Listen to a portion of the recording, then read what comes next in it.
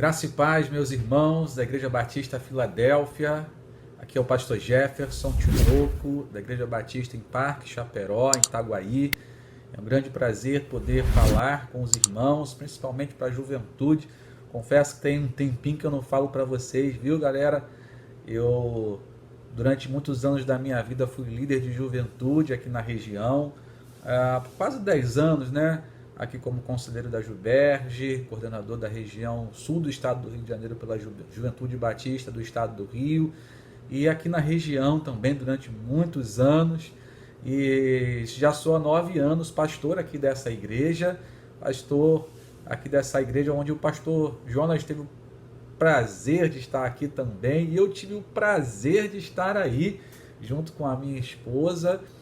Passamos uns dias aí também junto com o pastor Jonas e família, foi muito gratificante, e poder conhecer também, já preguei aí nessa igreja linda, essa igreja maravilhosa, um povo maravilhoso, e é uma honra para mim poder agora estar voltando agora online, né, nessa época onde nós estamos vivendo essa pandemia, para falar com vocês nessa quinzena da juventude sobre um tema que eu quero parabenizar vocês aí pela escolha, um tema que diz: quem já foi comprado não se vende. Muito legal esse tema, muito legal o texto que vocês escolheram aí. Eu quero meditar com vocês um pouquinho sobre esse tema, com um propósito novo que Deus dá a partir dessa compra que nós já falamos aqui. Vamos meditar. Então quero transmitir para vocês a mensagem: quem já foi comprado não se vende, porque recebeu um novo propósito de vida.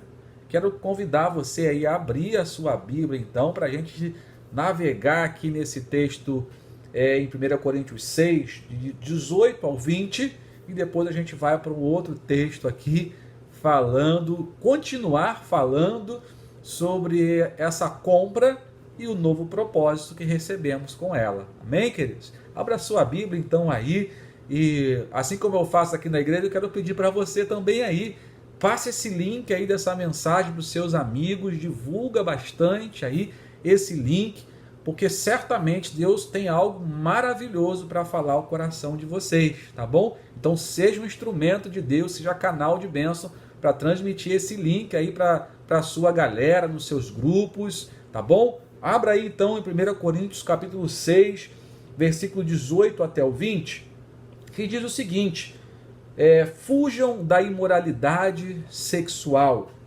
todos os outros pecados que alguém comete, fora do corpo os comete, mas quem peca sexualmente, peca contra o seu próprio corpo. Acaso vocês não sabem que o corpo de vocês é santuário do Espírito Santo, que habita aí dentro de vocês, e que lhes foi dado por Deus, e que vocês não são mais donos de si mesmos, vocês não mais governam sobre si mesmos, né? Isso que está querendo dizer o texto. Vocês têm novo dono, estão sob nova direção. O verso 20 diz então, explicando: vocês foram comprados por alto preço, não foi nada barato, alto preço.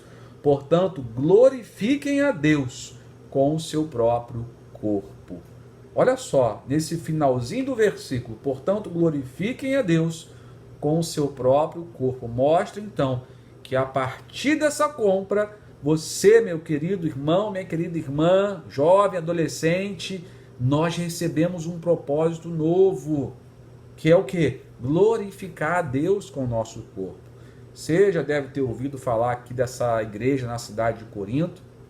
A cidade de Corinto é uma cidade portuária, uma cidade muito importante, mas assim como todas as cidades portuárias, né, havia muita prostituição. Muita prostituição. As prostitutas lá eram dedicadas à deusa Afrodite, que era a deusa do sexo e a deusa do amor. Você já deve ter ouvido falar nesse termo afrodisíaco, né? Isso aqui é afrodisíaco, né? É inspirado, né, nessa deusa Afrodite, que era a deusa do sexo e do amor. ou seja, da prostituição nesse caso, né? Deusa do sexo e do amor é um nome, vamos dizer assim, bonitinho para tentar iludir o pecado. Prostituição, ela era a deusa da prostituição. Essa é a realidade. Queridos, a cidade de Corinto era uma cidade assim execrável em relação à prostituição. Era uma cidade execrável por causa dessa prostituição, na verdade. A prostituição rondava a cidade. Você deve ter visto algumas recomendações, por exemplo, do apóstolo Paulo, né? Que muitas pessoas usam erroneamente esse texto, falando que, olha, a mulher não pode cortar o cabelo, né? Você já deve ter ouvido falar sobre isso. O que ele está querendo dizer? Que não pode, a mulher não pode cortar o cabelo em lugar nenhum? Não, não é isso. Ele está dizendo porque as prostitutas tinham um cabelo bem curtinho, rapavam a cabeça. Então ele falou, não cortem o cabelo, viu, mulheres da igreja de Corinto, para que você não seja confundida com essas prostitutas. Porque as prostitutas, meu irmão, as pessoas agarravam, puxavam, né? Era mulher fácil. Então não se confunda. Nós temos um novo propósito na nossa vida. Nós temos um propósito de glorificação a Deus. E o nosso visual, o nosso corpo, externamente, tem que refletir o que acontece internamente. Não é isso? Então ele fala, fujam da imoralidade sexual. Fuja. A palavra imoralidade sexual também, ela quer dizer, lá no grego, porneia, pornografia. Tudo que envolva pornografia, né, está dentro dessa imoralidade sexual. Então muitas pessoas acham que a moralidade sexual aqui está falando só de sexo. Não, quando o Paulo fala em Corinto sobre imoralidade sexual, ele está falando de pornografia de um modo geral. É isso? Então, como a gente vê muitas jovens, adolescentes hoje, infelizmente, meus irmãos, eu sei que adultos também, tá, queridos? Infelizmente, presos a pornografia. Quantas pessoas estão viciadas nisso? Quantos casamentos, relacionamentos estão sendo destruídos por causa dessa porcaria chamada pornografia, essa imoralidade sexual. E Paulo diz, fujam. Essa palavra fugir, interessante, no grego, ela sugere que se deva fugir continuamente. Não deve parar de fugir. Então você imagina, você está fugindo de alguma coisa, correndo, né? Não para. É isso que o apóstolo Paulo está dizendo em relação à imoralidade sexual, em relação à pornografia. Cara, não para de correr, porque o inimigo bate a porta o tempo todo. É o tempo todo. Está batendo a porta, o pecado bate a porta, a imoralidade bate a porta. Você abre o celular, tá lá, se você não vigiar, você acaba abrindo aquele negócio.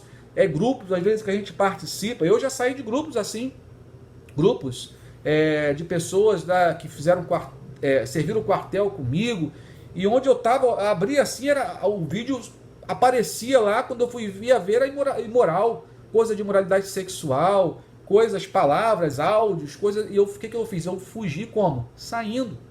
Nós temos sempre um escape que Deus dá para a gente. O apóstolo Paulo fala sobre isso também aos Coríntios. Junto à tentação, Deus manda o quê? O escape, o fugir. Então, querido, fuja continuamente. Você vai fugir hoje? Foge amanhã também. Depois e depois. Sempre. É uma constância na nossa vida esse fugir da imoralidade. Então, volto a falar. A cidade era uma cidade muito imoral. A igreja estava ali naquele meio, cercado de pessoas imorais. Talvez seja a nossa realidade hoje. Quantas igrejas de Corinto hoje existem cercadas de imoralidade, a imoralidade tentando entrar literalmente dentro da igreja. A gente precisa fugir continuamente. Não negocie com a imoralidade. Não acha que você é forte. Ninguém é forte, nós somos seres humanos. Forte é Deus. Nós somos fracos, ok? Então nunca se acha, eu posso ver isso aqui que não vai me afetar. Eu já tenho a minha mentalidade definida. Não tem não, querido. Nós absorvemos tudo que nós ficamos expostos, ok? Então fuja continuamente, porque aquele que peca sexualmente peca contra o seu próprio corpo. O pecado sexual agride a nossa vida, agride o nosso corpo, fisicamente, psicologicamente e principalmente espiritualmente, porque nos afasta de Deus. E, querido, se afastando de Deus, você está longe do propósito dele para a tua vida. Está entendendo isso, querido? Quanto isso é importante, principalmente na juventude, porque é uma decisão errada que você toma, cara, na juventude, vai implicar durante toda a sua vida. Está entendendo a importância disso? Desse fugir, desse não negociar com o pecado? Porque tem pessoas, você certamente conhece, eu conheço, pessoas que o seu corpo foi afetado por isso, com doenças, com gravidez. Gravidez é bênção, mas na hora certa, com a pessoa certa de Deus. Lembre-se, é o que eu falo para a galera aqui, quem é de Deus para você nunca vai te levar a fazer a coisa errada, nunca vai querer ter relação sexual contigo antes da hora, nunca vai querer fazer outras coisas, até pode querer, mas não vai fazer porque é ser humano, todo mundo quer, né? Mas não vai fazer porque teme ao Senhor. Entendeu, querido? Então aquilo que é de Deus para você vai te conduzir a fazer a coisa certa, no momento certo e do jeito certo. Amém? Fuja, porque vocês foram comprados por alto preço. Você não pertence mais a você mesmo. Não é você mais que dirige, não é você mais que manda, não é você mais que governa. E quando a gente então entende isso, que a nossa vida agora é dirigida, é guiada pelo Espírito Santo de Deus, nós entendemos que nós temos um novo propósito de vida. E é exatamente sobre isso que eu quero falar com você, querido. Diante dessa introdução que a gente fez aqui, nesse tema tão maravilhoso, quem já foi comprado não se vende. Por que que não se vende? Porque você não pode vender algo de que você não é dono, cara. Você não pode tomar uma decisão sendo que você não é mais o dono. Você não tem mais a posse. Quem tomou posse agora é o Espírito Santo de Deus. Nós não podemos mais fazer nada sem a vontade dele, sem saber a vontade dele, sem estar de acordo com a vontade dele. É isso que está dizendo. Eu não posso me vender, cara, porque eu não pertenço mais a mim mesmo. Eu pertenço ao Senhor Jesus. Glória a Deus por isso. Não se vende, porque também recebeu um novo propósito de vida. Quando a gente recebe um novo propósito de vida, meu amigo, você fala assim, puxa, quanto tempo eu perdi achando que o meu propósito que era o certo, achando que o propósito que me ofereceram é o certo. Quando você recebe o propósito de vida que Deus tem para você, você não troca por nada. E é isso que a gente vai ver aqui. E esse não trocar por nada faz você a usar o seu corpo da forma correta agora, segundo a vontade de Deus. Quero chamar você também para abrir agora a sua Bíblia, junto comigo, lá em Lucas, capítulo 7, a partir do verso 36. Lucas 7, a partir do verso 36. Vamos lá? Amém? Abriu aí? Lucas 7, de 36 em diante, fala sobre uma mulher pecadora. Lembra da prostituição lá em Corinto? Olha o que Deus pode fazer com a sua vida. Olha o que Deus pode fazer com aquilo que você usava antes de Jesus. Como Ele dá um novo propósito para você. Lucas 7, a partir do 36, diz assim: convidado por um dos fariseus para jantar, Jesus foi à casa desse fariseu e reclinou-se à mesa. Ao saber que Jesus estava comendo na casa do fariseu, certa mulher daquela cidade, uma pecadora aqui entenda alguém, né, baixo nível, né, como as pessoas falam, alguém que estava envolvido com imoralidade sexual, trouxe um frasco de alabastro com perfume e se colocou atrás de Jesus, aos seus pés. Chorando, começou a molhar-lhe os pés com suas lágrimas. Depois os enxugou com seus cabelos, beijou os seus pés e os ungiu com aquele perfume caríssimo. Verso 39. Ao ver isso, o fariseu que havia convidado Jesus disse a si mesmo, olha só, ele disse a si mesmo, ele não falou nada alto, ó, em pensamento. Se esse homem fosse profeta, saberia quem nele está tocando e que tipo de mulher é essa? Uma pecadora. Então Jesus, que sonda mentes e corações, disse: Simão, tenho algo a lhe dizer. Dize, mestre, disse ele. 2 homens deviam certo credor. Um lhe devia 500 denários, o outro 50. Nenhum dos dois tinha com o que lhe pagar. Por isso, perdoou a dívida a ambos. Qual deles o amará mais? Qual dos dois? O que devia 500 denários ou aquele que devia 50 denários. E Simão respondeu: suponho que aquele a quem foi perdoada a dívida maior, ou seja, aquele que devia 500 denários. Jesus disse: julgou bem, você julgou bem, Simão. Em seguida ele virou-se para a mulher. Jesus então vira para a mulher e disse então a Simão: vê essa mulher? Está vendo aqui, Simão, essa mulher? Eu entrei em sua casa, Simão, mas você não me deu água para lavar os pés. Ela, porém, molhou os pés com suas lágrimas e os enxugou com seus cabelos. Você, Simão, não me saudou com um beijo, que era costume da época, mas essa mulher, desde que entrei aqui, não parou de beijar os meus pés. Você não me ungiu com a minha cabeça com óleo, Simão, mas ela, essa mulher que você falou aí, derramou perfume nos meus pés. Portanto, eu lhe digo, os muitos pecados dela lhe foram perdoados, pois ela amou muito, Simão. Mas aquele a quem pouco foi perdoado, pouco ama, nem demonstrou nada. Então Jesus disse àquela mulher: seus pecados estão perdoados. Os outros convidados então começaram a perguntar: quem é esse que até perdoa pecados? Jesus disse à mulher: sua fé a salvou. Vá em paz. Amém, queridos? Olha só que texto maravilhoso. Quero meditar com você aqui nessa ocasião tão especial. Já falamos aqui sobre a imoralidade lá de Corinto. Já falamos sobre fugir da imoralidade sexual. Quero mostrar para você, querido, nessa ocasião, que se você fizer isso, se você fugir da imoralidade sexual e entender que você foi comprado por alto preço, e entender que através dessa compra, Deus lhe deu um novo propósito de vida, querido, você vai experimentar algo maravilhoso de Deus aqui e na eternidade. Observa só essa mulher.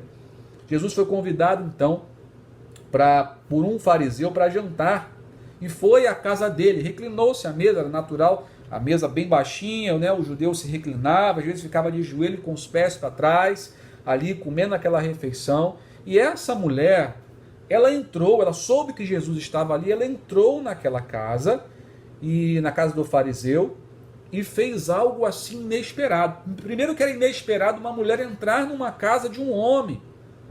Você pode ter certeza que na casa desse fariseu tinha muitos homens, talvez não tivesse mulher nenhuma. E essa mulher essa mulher chamada aqui de pecadora, uma mulher, talvez fosse uma mulher imoral, uma mulher que usava, né, da prostituição para viver.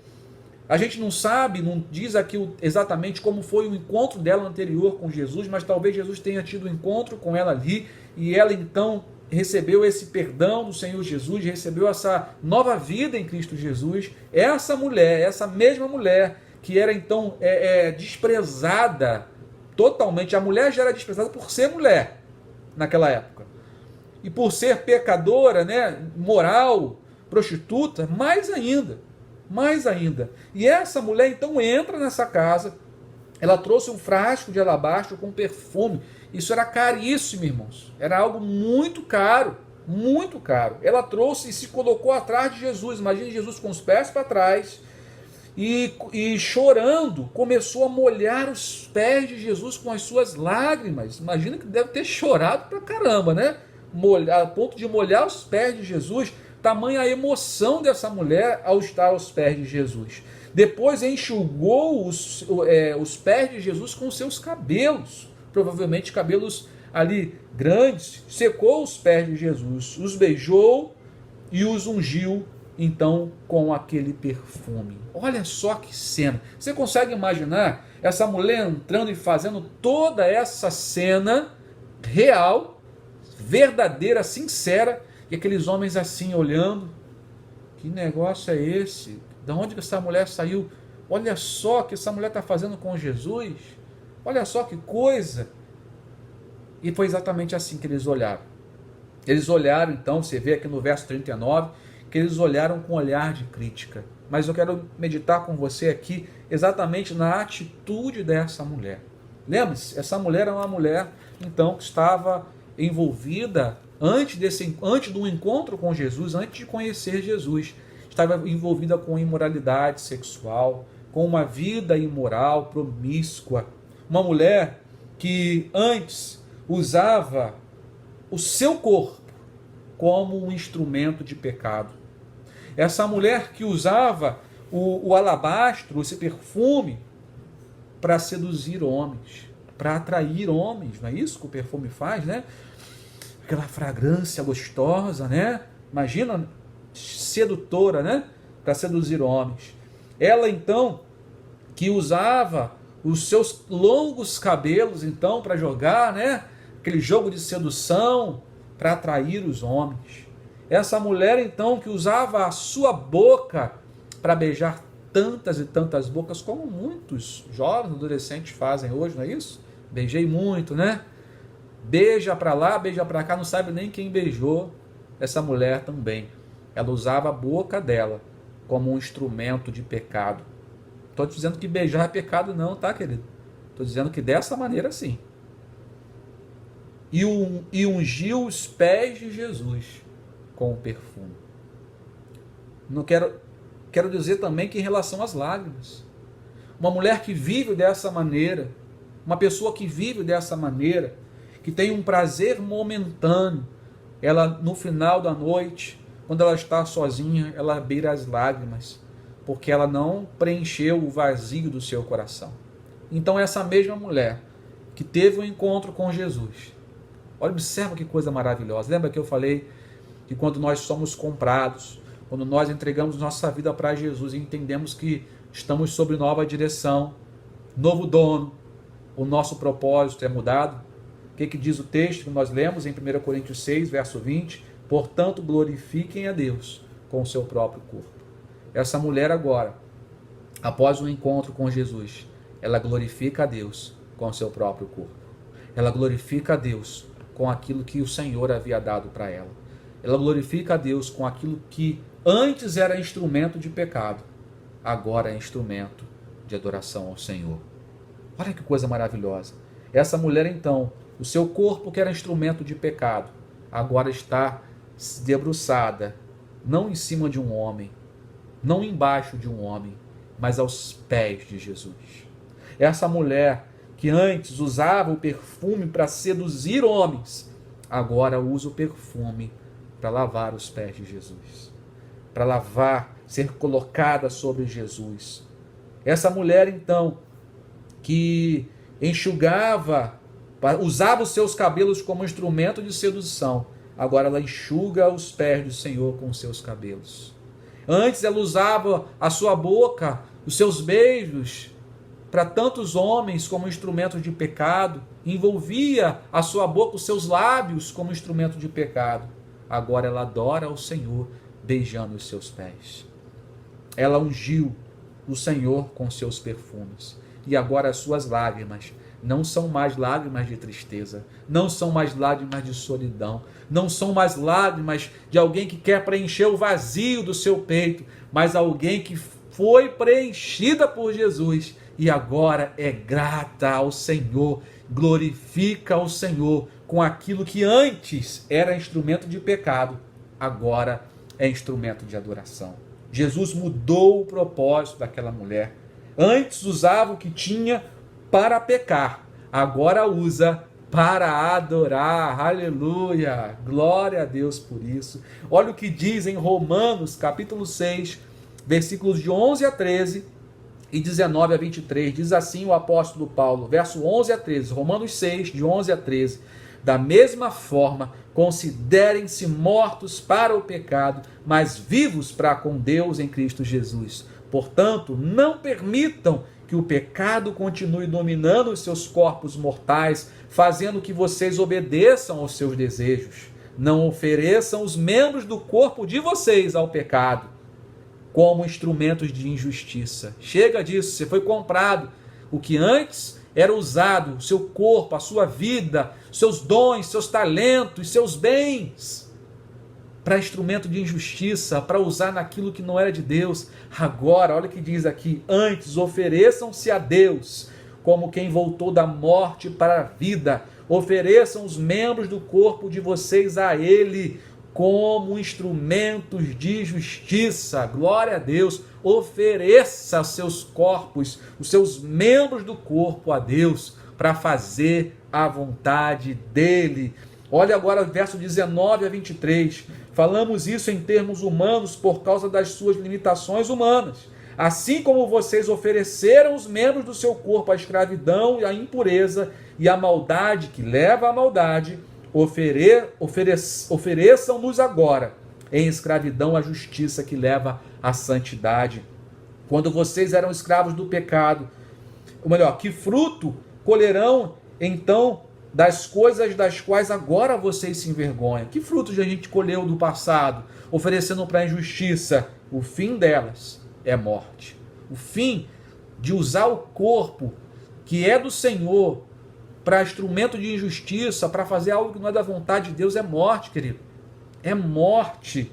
Mas agora vocês foram libertados do poder do pecado e se tornaram escravos de Deus. O fruto que colhem é santidade, uma vida limpa diante do Senhor.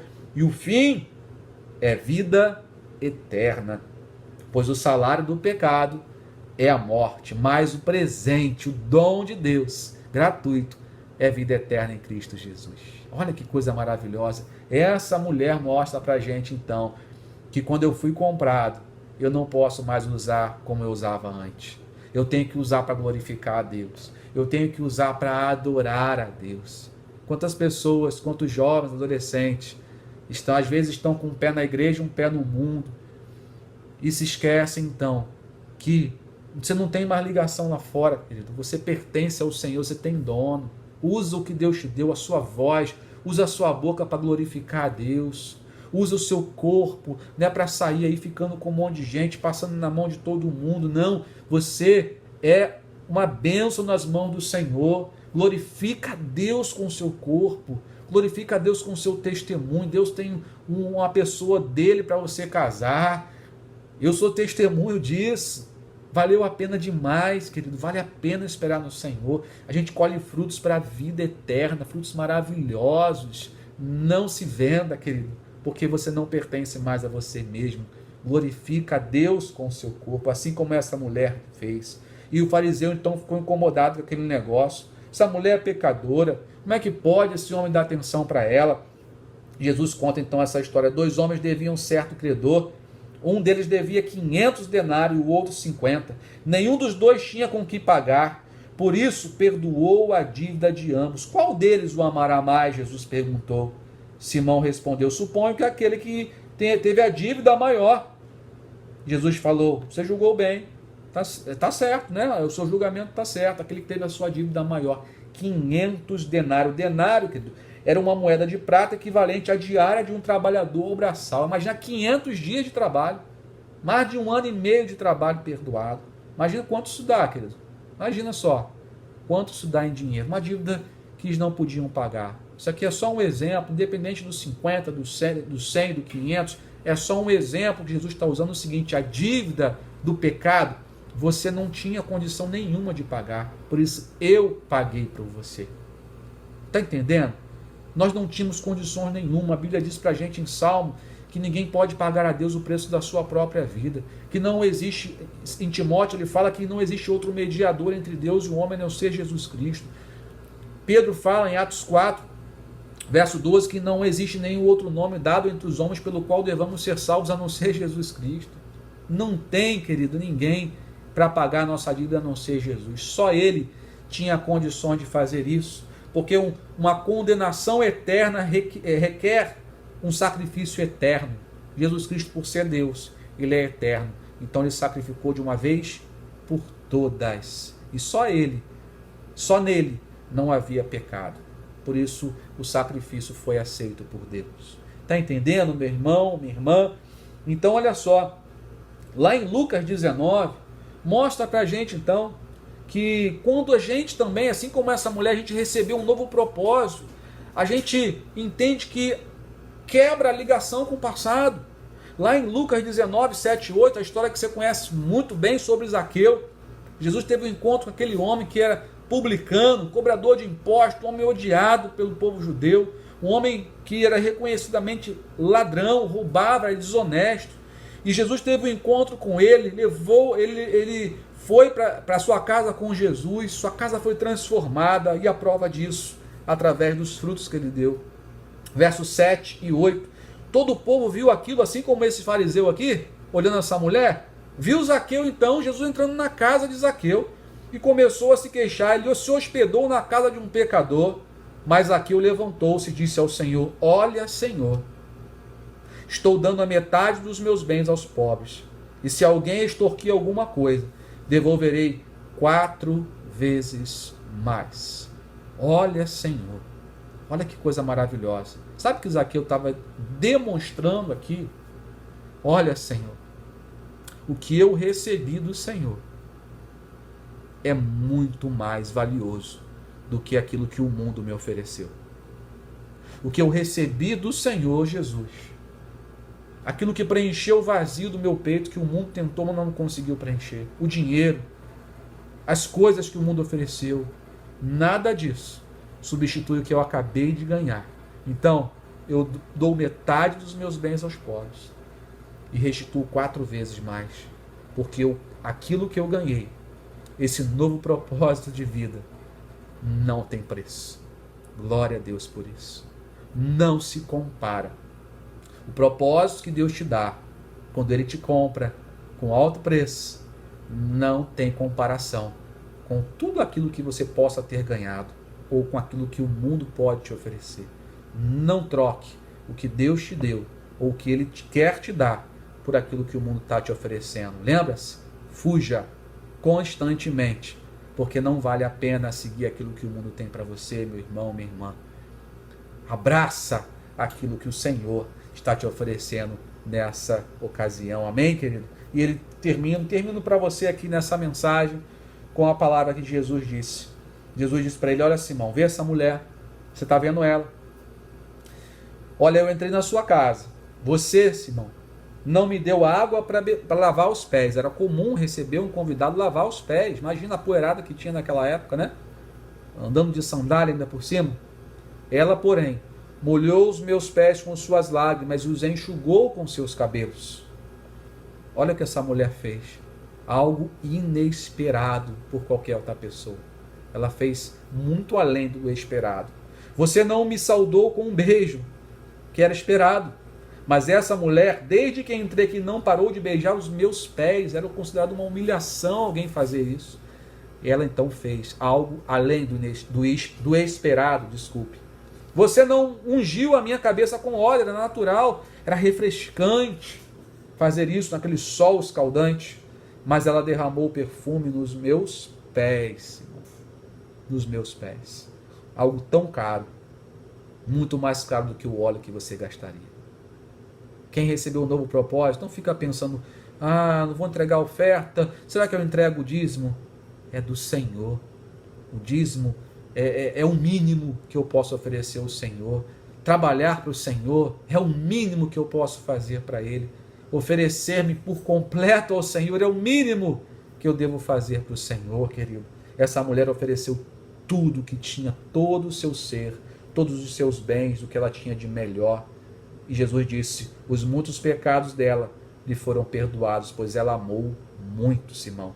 Mas aquele a quem pouco foi perdoado, pouco ama. Sabe o que Jesus está dizendo? Não é que alguns pecados foram perdoados. Não, ele não recebeu, não teve um encontro com Jesus. Esses fariseus achavam o seguinte: eu preciso mudar só uma coisinha aqui, uma coisinha ali. Quando Jesus disse para Nicodemos, lá em João 3, e a Bíblia mostra para a gente, em 2 Coríntios 5, 17, o apóstolo Paulo diz: se alguém está em Cristo, nova criatura é. As coisas velhas já passaram, isso que tudo se fez novo. Deus não faz remendo na tua vida não, querido. Deus não faz um consertinho aqui não. Só preciso mudar isso aqui. Não. Deus faz você nascer de novo. É uma nova vida, sob nova direção. Tudo novo que Deus faz. Foi isso que Deus fez quando deu perdão para essa mulher. E Jesus disse a ela: seus pecados estão perdoados. Seus pecados estão perdoados. Lá em João 19, verso 30. Jesus então, lá na cruz, nas suas últimas palavras, ele disse: Está consumado. Sabe o que quer dizer isso? A dívida foi paga.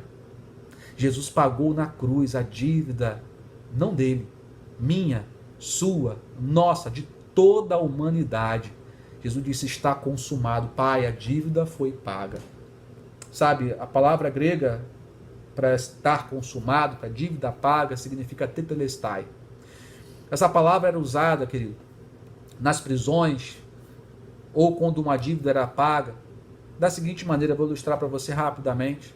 Se você chegasse lá numa prisão, lá em Israel, na época, e você chegasse lá, por exemplo, alguém cometeu um homicídio, 30 anos, conforme a lei brasileira, então estaria lá numa plaquinha, fulano de tal, o seu nome, fulano de tal, o nome lá, o crime que você cometeu, homicídio, e quantos anos você vai ficar? 30 anos.